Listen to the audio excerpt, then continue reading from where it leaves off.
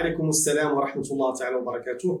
Chers frères et sœurs en islam, si Allah nous a gratifié de ce mois béni, s'il nous a donné l'opportunité de vivre un autre ramadan, c'est que c'est un signe d'amour. Oui, Allah vous aime. C'est pour ça qu'il vous a donné une nouvelle occasion pour se réconcilier avec lui, une nouvelle opportunité pour se rapprocher de lui. Si vous voulez la vraie recette du succès, prenez conscience que la première relation à soigner est celle avec votre Créateur, celle avec votre Seigneur. Le messager d'Allah subhanahu wa ta'ala a dit: craignez Allah où que vous soyez, seul ou avec les gens.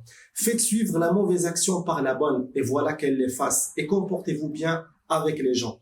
Donc, la première relation à soigner, la plus importante relation à soigner est celle avec votre Créateur. Cette relation est le point de départ de votre recherche du bonheur. Impossible de goûter la quiétude, impossible de goûter la paix interne si vous êtes loin de votre Créateur. À l'inverse, si vous entretenez une bonne relation avec votre Créateur, vous aurez le privilège d'entretenir une bonne relation avec vous-même. Vous allez goûter la quiétude et la paix interne.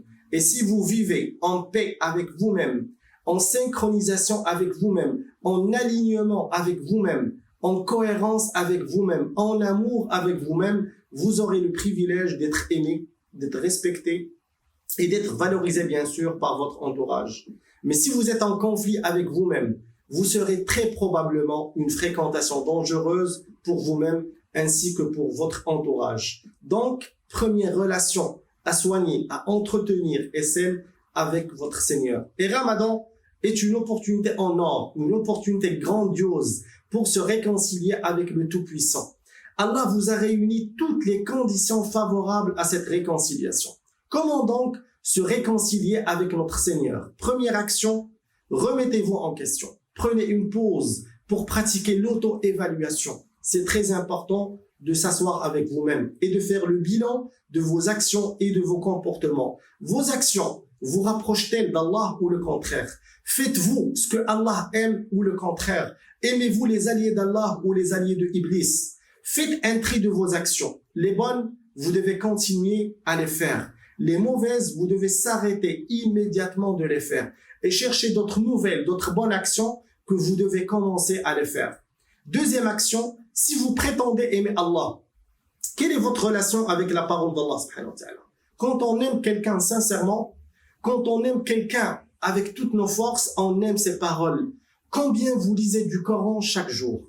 Combien vous en méditez et combien vous en pratiquez? Troisième action, quelle est votre relation avec le messager d'Allah subhanahu wa ta'ala, avec le prophète alayhi salatu wassalam? Nous tous, on prétend aimer notre prophète alayhi salatu wassalam.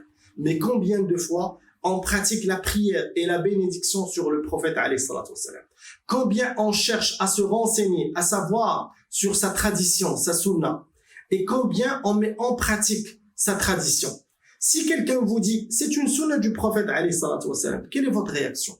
Vous la mettez en pratique ou vous lui répondez, c'est pas grave, c'est facultatif, c'est juste une sunna. Ok, c'est une sunna. Quand est-ce que vous allez la pratiquer? Après la mort?